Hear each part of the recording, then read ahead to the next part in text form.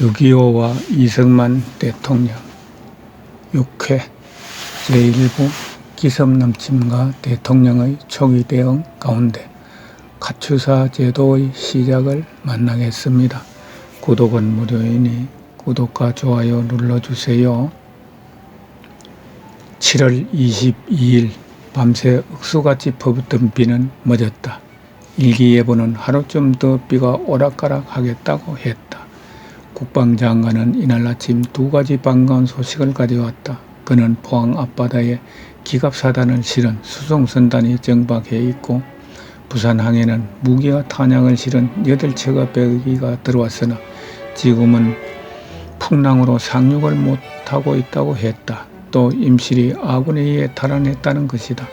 얼마 만에 들어보는 성전보인가. 피난 생활이 어느덧 한 달이 다가온다. 이곳 대구에서 누구보다 고생을 하는 사람은 조 지사 부인이다. 대통령 부부를 비롯해서 수많은 사람들이 부인의 신세를 지고 있다. 대통령 임시관제에는 항상 70여 명의 고정 식구가 북적거렸다. 이 모두가 조 지사 부인의 일거리다.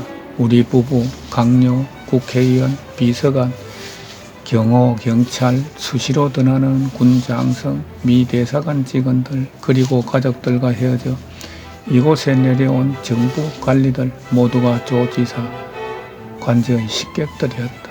부인은 가정부 2명을 데리고 임시 경무대의 살림을 꾸려나갔다. 밥 짓는 일에서 빨래까지 그만한 중노동도 없었다. 대통령은 양복보다는 모시 남방을 좋아했다.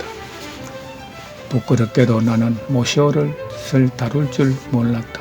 다듬이질에서 풀먹이는 일, 다람질을 조 지사 부인이 매일같이 해냈다. 70여 명의 새끼밥 짓는 일도 수월한 일은 아니었다. 결국 조 지사 부인은 과로에 유산까지 하게 되었다.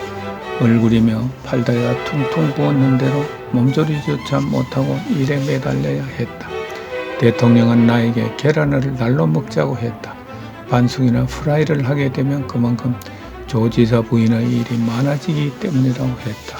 또 대통령이 계란을 날로 먹이면 밑의 사람들도 따라서 그렇게 할 것이고 지사 부인의 일감이 훨씬 줄어든다는 아이디어였다. 대구에는 사과와 토마토가 흔했다. 우리 부부는 아침 식사로 사과와 토마토에 날계란 2개씩을 먹기 시작했다. 모시옷에도 풀을 먹이지 말라고 했다. 그러나 다른 사람들은 대통령의 눈치를 채지 못한 채 전과 같은 식생활을 하는 것이었다. 신국방장관은 의외 없이 상오 5시 반이면 나타나 꼭 반숙을 요구했다. 지사 부인은 대통령 모시기는 쉬운데 다른 장관님들이 더 힘들다며 웃을 때도 있었다. 대통령은 매끼의 반찬을 3가지로 제한했다. 임시 경무대의 살림형편도 어려웠지만 지사 부인의 일손을 어떻게든 들어주겠다는 속셈이 컸다. 피난길에 너나없이 담벌 신사들이었다. 장관이고 국회의원이고 고위관리구간에 양복이나 와이셔츠를 아끼려고 지사관제에 들어오면 팬츠만 입고 웃어선 옷걸이에 모셔놓았다. 그러다가 회의가 있거나 외국 손님 올 때면 옷을 챙겨 입고 나타나곤 했다. 당시 지사관제에는 헬렌 김이나 김영신 박사 같은 여러 인사들도 무시로 드나들었더지만 강요들의 팬츠 차림이 하나도 부끄럽지 않았다. 간혹 서울에서 비참한 소식이라도 들어오는 날이면 두고 온 가족 생각에 모두들 팬츠 차림으로 떠올라 앉아 엉엉 우는 게 보통이었다. 그런 고생 속에서도 지사 부인은 괴로운 표정 한 번 짓지 않았다. 정말 훌륭한 부인이었다. 우리 대통령 부부의 가슴 속에 영원히 지워지지 않는 고마운 분이었다. 아직도 딘 장군에 관한 소식은 없다. 대통령은 몹시 걱정을 하며 군과 경찰에 대해 그의 생존 여부라도 빨리 확인하라고 지시했다. 미군 사령부는 대전에서 안동으로 이동하는 한국군은 트럭을 이용하라고 했다. 이에 대해 김석원 장군이 반발, 사령부의 명령을 거부했다. 그는 산길이 너무 험준한데다 매국한 적군에게 노출될 경우 꼼짝없이 갇혀 많은 희생자를 내게 된다며 그런 명령을 받아들일 수 없다고 버텼다.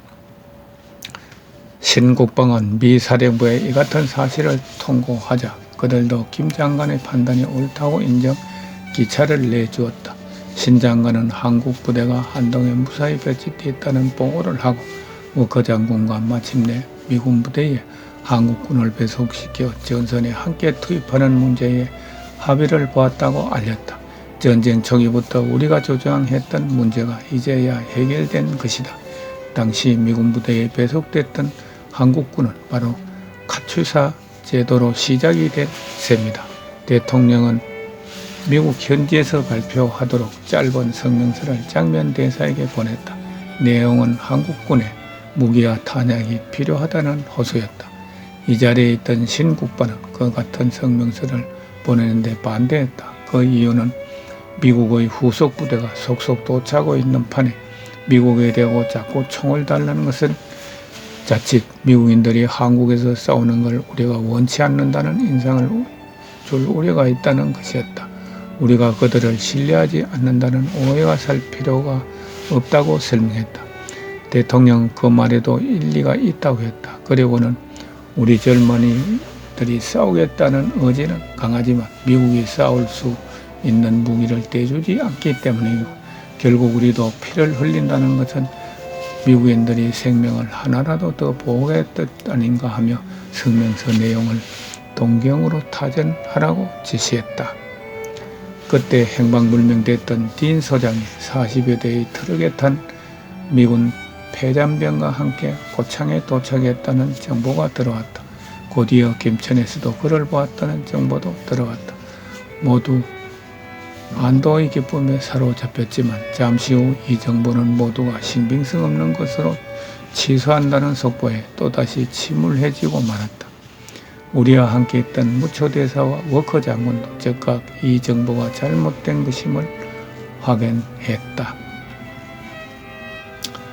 딘 소장은 7월 20일 행방불명되어 8월 26일 전북 진안에서 북계군의 포로가 되었다. 23일 아침 전날의 종합상황보고 자리에서 국방장관은 전체적으로 전황이 밝지 못하다고 했다. 원래 전면 공격은 일요일로 계획되었는데 태평 때문에 이틀이 지연될 것이라고 했다. 남한에 포진한 미 해병대는 적의 탱크를 저지할 무기가 없어 고전하고 있다는 보고다.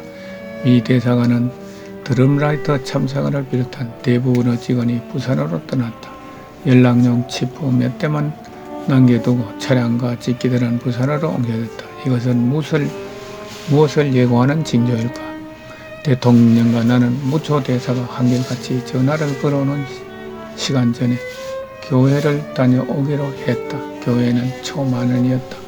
두 분 목사는 차례로 하느님은 언제고 정의의 편에 서신다며 자유와 정의를 위해 피를 흘리는 이 땅의 젊은이가 오방구를 하느님의 은혜로 보살펴 달라고 기도했다. 설교가 끝나고 대통령은 15분간 교민들의 손을 일일이 잡아주며 조금만 더 참고 기다리자고 위로했다. 이날 오후 이범승 장군은 광주가 이미 적의 수중에 들어갔다고 보고했지만 신국방은 이를 부인하고 광주에서는 아무런 보고가 없었다고 했다. 신 장관은 이어 미군은 지금 어느 지점을 최후의 보루라고 생각하는지 모르겠다며 난강에서 낙동강까지 방어구역을 쌓아야 한다고 주장했다. 딘 장군과 함께 있던 지미 김이 부상을 당해 병원에 후송되었다는 것을 알았다. 지미 김은 공산군이 대전을 점령했을 때 딘 소장은 사단 사령부에 있었고 사단 사령부가 포위됐을 때 장군의 부하들은 한 명도 보이지 않은 채 자기와 언더우드 박사 아들만이 있었다고 했다. 그는 타고 있던 자동차가 총격을 받아 중상을 입고 함께 있던 언더우드 박사 아들도 다친 것 같다고 전했다. 적은 목포와 대구를 향해 점점 다가오고 있다. 그런데도 미군들은 적의 전진 루트에 비행기를 출격시켜보면 적군이고 탱크고 하나도 보이는 게 없다고 머리를 절레절레 흔들었다. 아직까지도 저거 수법을 모르고 있으니 한심한 사람들이다. 공산군은 낮에는 완전히 몸을 숨겼다가 밤이면 이동하는 전술을 쓰고 있는 것이다. 낮에는 더위를 피해 충분한 휴식을 취했기 때문에 밤의 전진 속도는 빨랐다. 공산군 수법을 미군들에게 기입가 붙도록 설명해도 믿으려 하지 않았다. 26일 저녁 대통령과 조지사 부인 나 세심한 식사를 했다. 메뉴는 가지나물, 북어찜, 열무김치와 고기 넣은 두부찌개였다. 대통령은 반찬 가지수가 너무 많다고 다음부터는 2가지만 차려놓도록 또다시 당부했다. 부인의 음식 솜씨가 좋아서 대통령은 반찬까지도 하나 남기지 않고 깨끗이 비웠다.